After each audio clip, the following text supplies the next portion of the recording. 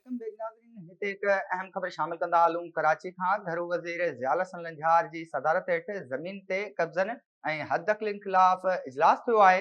इजलास जो मक़सदु कारोबारी बिरादरी ऐं अवाम खे कब्ज़ा माफ़िया खां बचाइणु आहे।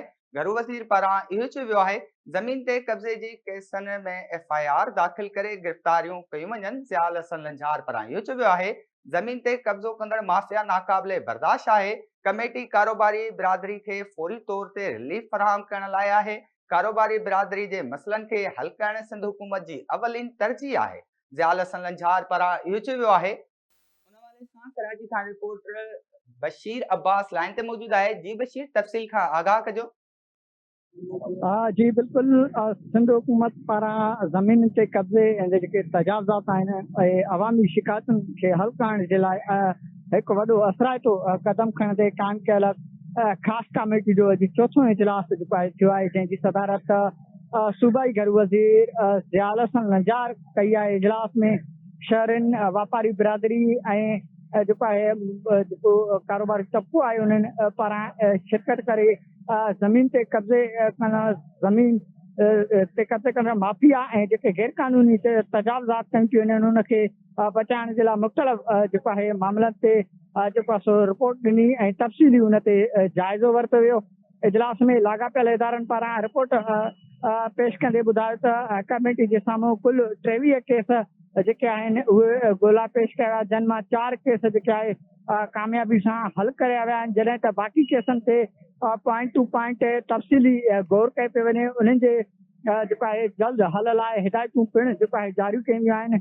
सूबाई घरू वज़ीर ज़ियाउल हसन लंझार एजरा जी खे ख़िताब कंदे चयो त कमेटी जेका क़ाइमु कई वई आहे उनजो मक़सदु आहे त कारोबारी बिरादरी ऐं सीड़पकारी अवाम खे जेको आहे ज़मीन ते कब्ज़े कंदड़ माफ़िया ख़िलाफ़ जेको आहे सख़्तु असराइता क़दम खणी क्रेक डाउन कयो वञे ऐं कब्ज़ो जेके ज़मीनूं कब्ज़ो थियनि थियूं उन्हनि खे बचाए वञे।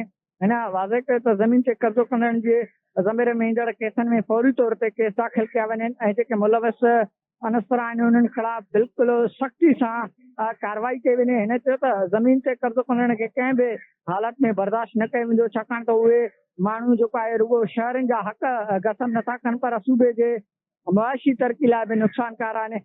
हिन चयो त सिंध हुकूमत जी अवलीन तरजीह आहे कारोबार जेकी वापारी बिरादरी आहे उन्हनि जे मसइलनि खे हल करण ऐं सीड़पकारी खे तहफ़ुज़ ॾियण ऐं साज़गार जेको आहे कारोबारी माहौल मुहैया करणु।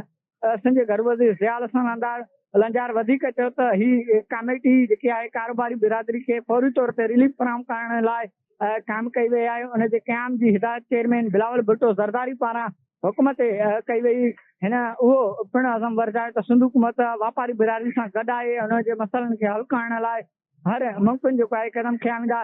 इजलास में कमिश्नर कराची खे हिदायत कई वई आहे त हू सभिनी जेके अल्तवा पियल केसनि जे हल लाइ 15 ॾींहं अंदरि जेको आहे पेश जेको आहे रिपोर्ट साम्हूं आणे ऐं उन मामलनि खे जल्द खां जल्द जेको आहे मंतकी अंजाम ताईं पहुचाए सघिजे। इजलास में शिरकत कंदड़ वापारी बिरादरी जे नुमाइंदनि सिंध हुकूमत पारां खयल क़दमनि जी पिणु जेको आहे तारीफ़ कई ऐं चयो त बर वक़्तु ॿुधणी ऐं जेके हद तकलीफ़ूं ऐं तजावज़ात आहिनि माफ़िया ख़िलाफ़ कार्रवाई ते सिंध हुकूमत जा शुक्रगुज़ार आहियूं ऐं इन्हनि यकीन ॾियारियो आहे त कारोबारी बिरादरी जेकी आहे सिंध हुकूमत जे खयल हर मुस्बत क़दम जी मुकमल जेको आहे हमायत कंदी ऐं हर जेको आहे मुमकिन जेको आहे तावन कयो वेंदो सिंध हुकूमत सां। मां तव्हांखे ॿुधायां त इजलास में सेक्रेटरी घरू